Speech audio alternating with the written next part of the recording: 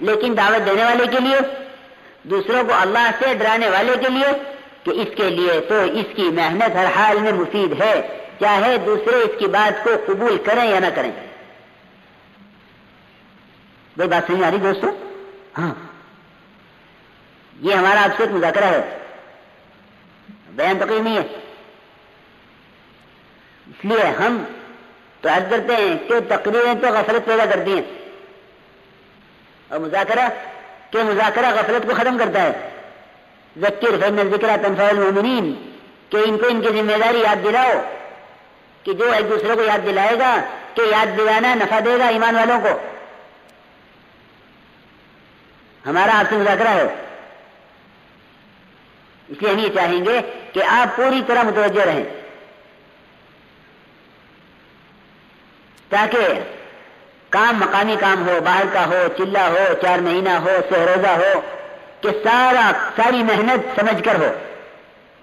یوں نہیں کہ ہم ایک بہاؤ میں بہ رہے ہیں، لوگ جماعت میں جا رہے، ہم بھی جا رہے، لوگ گشت کر رہے، ہم بھی کر رہے۔ کتنے اس کام پہ کیا بصیرت ہے، اس کام کی تمہیں کیا خبر ہے، اس کام کے پیچھے تمہارا کیا ارادہ ہے؟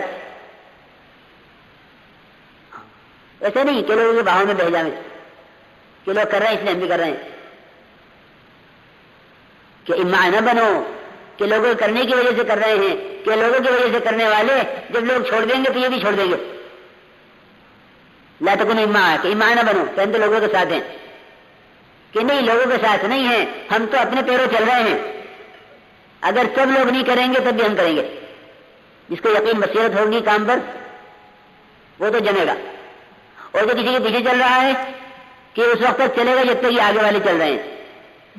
ہمارا امیر صاحب تو ہے نہیں اور ہمارے ذمہ دار نہیں ہیں، ہاں، اور ہمارے حضرت نہیں ہے، ہم اب کیا کریں؟ ہم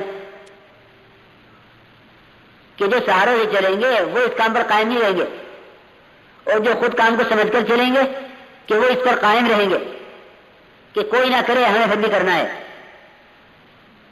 اس لیے میرے بزرگوں دوستوں، کام کو کام سمجھ کے، اس لیے سمجھا رہا ہوں یہ باتیں کہ دعوت کے داعی کی اپنی ذات کے لیے ہے، دوسروں کی اصلاح کا جذبہ اور دوسروں کی اصلاح کی فکر آدمی کو اپنی اصلاح سے بھی غافل کرتی ہے، اور آگے جا کر اس کو تھکا کر بٹھا دیتی ہے کہ لوگ نہیں مانتے ہیں کہ بھائی اب یہ زمانہ کام کا نہیں رہا، کیونکہ لوگ سنتے ہی نہیں ہیں کہ اچھا چھوڑ دو۔ بہت سے لوگوں نے چھوڑ دیا کام، اصلاحی کام جتنے دنیا میں ہوتے ہیں وہ سب کہ پھر ایک جگہ شروع کریں گے، وہاں نہیں بات مانیں گے لوگ تو اس کو چھوڑ دیں گے کہ پھر کہیں اور کرو۔ حالانکہ انبیاء علیہ الصلوۃ والسلام کی محنت یہ ہے کہ وہ قوم کو نہیں چھوڑتے، اللہ ہی کہتے ہیں کہ نبی جی اب بات پوری ہو گئی ہے، اب وقت ہو گیا، چھوڑ دو ان کو، کیونکہ اب ہم ان پر عذاب آنے والے ہیں، آپ چھوڑ کر لگٹ جائیے۔ 950 سال محنت کی نوح علیہ السلام نے، خود سے چھوڑنے کا خیال کبھی نہیں آیا کہ دن رات دعوت، صبح شام دعوت، اور چپکے دعوت، اور زور زور سے دعوت، ہاں ہر حال میں دعوت دی، اور قوم بھاگے، اور یہ قوم کے پیچھے مذاق بھی اڑایا، تکلیفیں بھی پہنچائی، سب کچھ ہوا کہ کام اب داعی کا کام پورا ہو گیا 950 سال میں، تو اللہ کا عذاب آ گیا کہ یہ نہیں مانتے ہیں، اب آپ الگ ہٹ جائیے۔ تو اصل میں اس کام پر استقامت ہو، لوگ اس کام کو وظیفہ نہ سمجھیں کہ یہ کوئی وظیفہ ہے، مہینے کے 3 دن، ہفتے کے 2 گشت، سال کا چلہ، نہیں میرے محترم دوستوں بزرگوں، یہ ایک محنت ہے، اور اس محنت سے ہدایت کو ملنا یقینی ہے۔ تو یہ دیکھا کرو کہ کیا کمایا، یہ نہ ہو کہ ہاں محنت تو ہو رہی ہے، آمد کیا ہوئی ہے، تبدیلی کیا ہے۔ مولانا اثر رضا فرماتے تھے کہ تبدیلی یہ ہے کہ تمہیں ہر اگلی نماز پچھلی نماز کے مقابلے میں بہتر محسوس ہو تو تم ترقی کر رہے ہو، عصر کی نماز ظہر سے بہتر ہو اور مغرب کے عصر سے بہتر ہو، کیا کہ تم ترقی کر رہے ہو۔ اس لیے کام کو سمجھ کر اور کام کو فکر کے ساتھ کرنا ہے۔ تو سب سے پہلی بنیادی بات یہ ہے کہ یہ دعوت ہماری اپنی ذات کے لیے ہے، ہر فرد کی اپنی ذات کے لیے۔ یہ بات ساتھیوں میں ابتدا میں تو ہوتی ہے،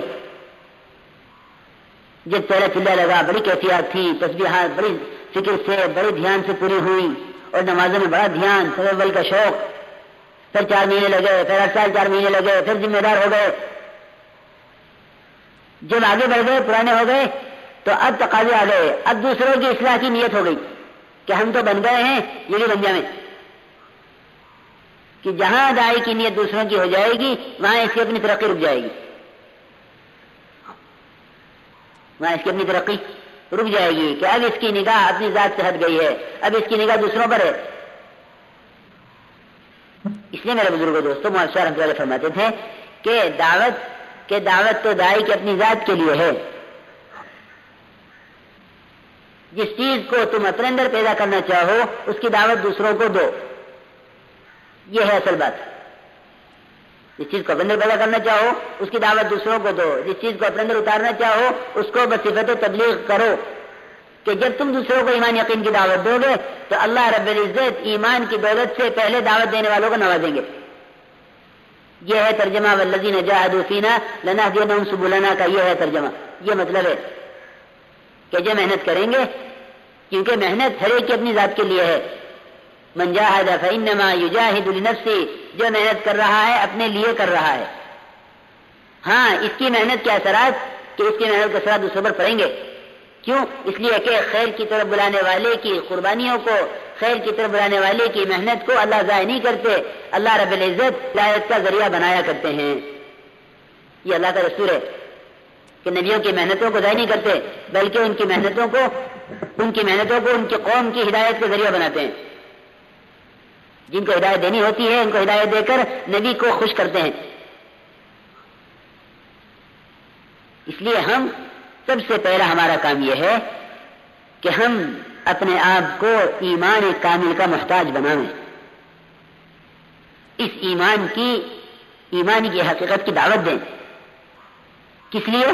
اپنے اندر ایمان کی حقیقت کو پیدا کرنے کے لیے۔ یہ ہر نبی کی محنت کی ابتدا ہے، ہر نبی نے محنت یہاں سے شروع کی ہے۔ وما ارسلنا من قبلك من رسول الا نوحي اليه انه لا اله الا انا فاعبدون، کہ ہر نبی کو سب سے پہلے، نبی جی آپ سے پہلے جتنے انبیاء ہم نے بھیجے، ہم نے ہر ایک کو سب سے پہلے کلمے کی وحی کی ہے۔ موسیٰ علیہ السلام کو اللہ تعالیٰ نے سب سے پہلے اپنا تعارف کرایا، پہلی وحی اس کی ہوئی اننی انا اللہ لا الہ الا انا فاعبدنی، کہ میں ہی اللہ ہوں، میرے سوا کوئی عبادت کے لائق نہیں ہے۔ تو ہمیں سب سے پہلے کامل ایمان کی دعوت دینی ہے۔ ہماری بات مجمع میں ہو، گھر میں ہو، مسجد میں ہو، بازار میں ہو، مجمع میں ہو، فرد سے ہو، کہ سب سے پہلا ہمارا کام یہ ہے کہ ہم ایمانیات کو زیادہ بولیں گے۔ میرے بزرگوں دوستوں، یہ زمانہ جتنا زمانہ اسباب کی طرف، ہتھیاروں کی طرف، چیزوں کی طرف بڑھتے جاوے کہ ایمان والوں کے ایمان کی دعوت بڑھتی جاوے، ورنہ یاد رکھو نماز بھی ہوگی، روزہ بھی ہوگا، حج بھی ہوگا، زکوٰۃ بھی ہوگی، سارے فرائض امت میں ہوں گے، لیکن یقین بگڑے ہوئے ہوں گے، اور یقین کے بگاڑ کی وجہ سے عقائد بگڑے ہوئے ہوں گے۔ بغیر یقین کے اعمال بنتے ہی نہیں ہیں، بغیر یقین کے اعمال پر اجر ملتا ہی نہیں ہے۔ ہم ایمان کے سب سے پہلے محتاج ہیں، اس لیے ہمیں سب سے پہلا کام یہ کرنا ہے کہ ہماری بات ایمان اور یقین سے شروع ہوگی۔ 6 نمبر ہم بیان کریں تو سب سے پہلے ایمان، کرنے والی ذات محض اللہ کی ہے، وہ تنہا جو چاہے کرے، کہ وہ تنہا جو چاہے کرے، کہ ہر چیز پر اس کی بادشاہت ہے۔ ایمان سکھلاویں، ایمان سمجھاویں، کہیں کے لیے تاکہ یہ ایمان ہمارے اندر اتر جائے، کہ اللہ کی قدرت سمجھاؤ، اللہ کی بڑائی سمجھاؤ، اللہ کی عظمت کو بولو۔ یہ لکھتے ہیں علماء کہ علم احکامات کا بذات خود مقصود نہیں ہے، علم سے تو احکامات کے علم سے تو عمل مقصود ہے، لیکن توحید کا علم بذات خود مقصود ہے۔ خبر نہیں سمجھ آئے گی نہیں، یعنی توحید کا علم بذات خود مقصود ہے۔ ہر امتی کو اللہ کی وحدانیت کا بیان کرنا ضروری ہے۔ علم توحید بذات خود مقصود ہے، احکامات کا علم، کیا احکامات کے علم سے عمل مقصود ہے۔ لیکن توحید کے علم سے، کہ توحید کے علم سے توحید کا علم ہی مقصود ہے کہ اللہ کی وحدانیت کو بالارادہ بولا جائے. 5 نمازوں کے لیے ایک اذان نہیں ہوتی، بلکہ ہر نماز کے لیے اذان ہوتی ہے کہ اللہ کی بڑائی کو ہر نماز کے وقت بولو. اللہ کی بڑائی، اس کی وحدانیت، اس کی قدرت، اس کی عظمت، اس کا بولنا یہ یقین کو بنائے رکھے گا. اس لیے ہم خوب اللہ کی ذات کا تعارف کروائیں، ایمان کو خوب بولیں، اللہ کی بڑائی کو خوب بیان کریں، تاکہ اللہ کی کبریائی، اللہ کی بڑائی ہمارے دل میں اترے. تو جب تک اللہ کی بڑائی اترے گی نہیں دل میں، کہ اللہ کے غیر کی بڑائی نکلے گی نہیں دل سے. اس لیے ایمان کی دعوت خوب جم کر دیں اور ایمان کی مجلسیں قائم کریں. یہ تو ہماری بڑی ذمہ داری ہے. تجارت کی مجلسیں قائم ہیں جی، اور جناب دنیا جہان کی مجلسیں قائم ہیں. یہاں تاجر جڑ رہے ہیں، وہاں کاشتکار جڑ رہے ہیں، وہاں سیاستدان جڑ رہے ہیں. لیکن مسلمان جس کا کام یہ تھا اجلس بنا من ساعتن، آؤ بیٹھے تھوڑی دیر ایمان لے آئے، اس نے ایمان کی مجلسیں چھوڑ دی. ایمان کی دعوت تو نہیں چھوڑ دی تو ایمان کا دعوت پیدا ہو گیا. ایمان کی مجلسیں مساجد میں اس لیے نہیں کہ مسجد تو صرف نماز کے لیے ہے.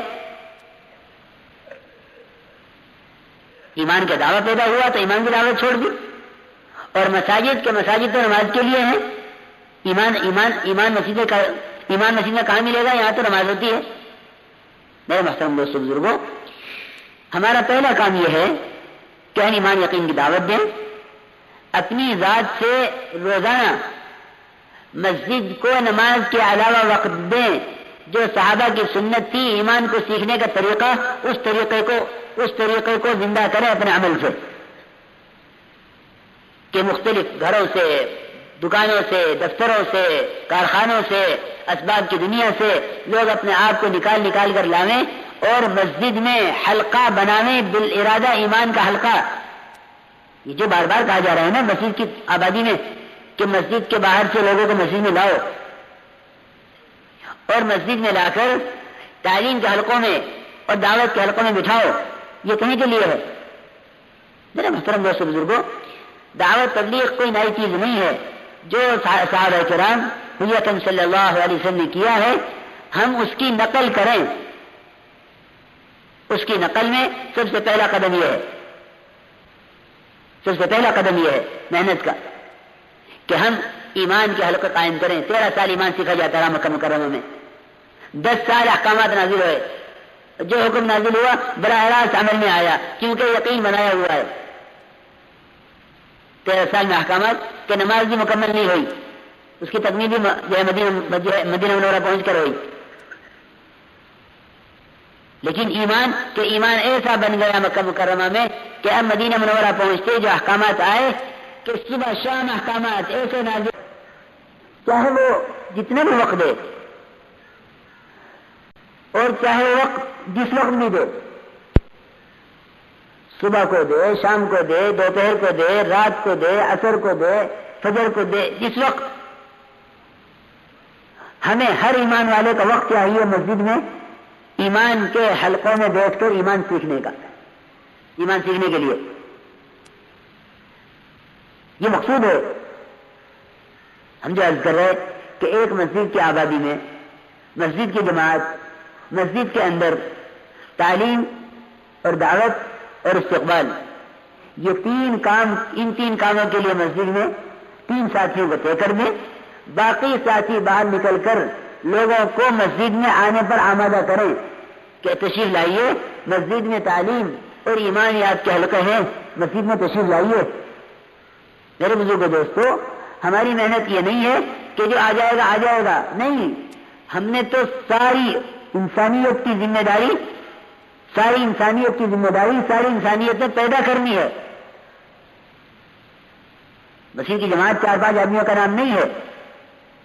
مسجد کی جماعت ہر ایمان والا مسجد کی جماعت کا آدمی ہے، کیونکہ اللہ تعالیٰ فرما رہے ہیں انما یعمر مساجد اللہ من آمن باللہ.